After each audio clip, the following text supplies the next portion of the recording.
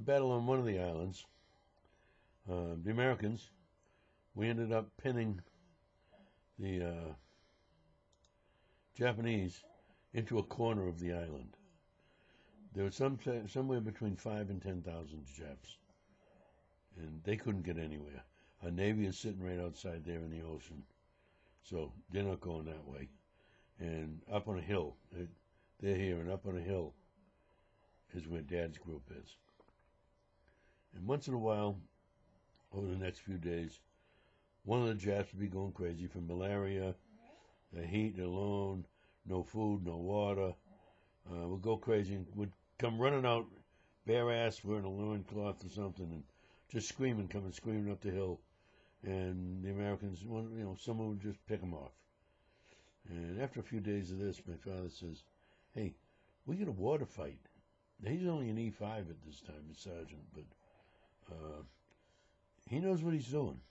He says, "We got a water fight. We can't be sitting around picking off these guys one at a time. We got to get going." He went to the cook and he says, "Cook everything we have. Don't spare anything. Cook everything we have." And the cook's going nuts. He goes, "I can't just cook our food and give it away. What are we going to do with it?" And he says, "Never mind, just cook everything we have." And what Dad had noticed was, from where they were, there's a little slight breeze that's going right down to the Japs.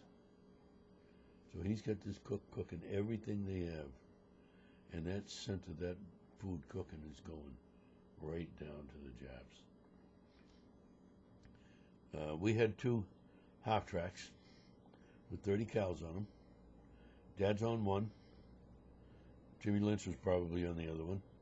And here come the Japs. Now, there's thousands of them in there, and they're going crazy. They're just starving to death. And malaria, of course, has a lot to do with a whole bunch of that. So they came charging out, just running out. 1 here, 1 there, 10 here, 10 there. And there's a whole bunch coming out. And Dad said he just sat, he was on top of the half track shooting the 30 cal. Shooting. Guy feeding belts and shooting. He says, after about an hour, he says to the guy feeding the belt, he says, "You want to shoot for a while? My arms are killing me." So they'd swap off. Every once in a while, they'd swap off feeding or shooting, and until they killed every one of the Japs. Not one surrendered. They killed them all. But what an idea Dad had. After a while of Dad doing these things where it made sense to pay attention to him, when the colonels and the captains and the majors and everybody made up their battle plans of what they were going to do on the next island, they'd call Dad in to look it over. And Dad would make suggestions, because he's out in the middle of it, so he knows what they need. He would make suggestions, and they would implement those suggestions. And because of that, a lot of people came home.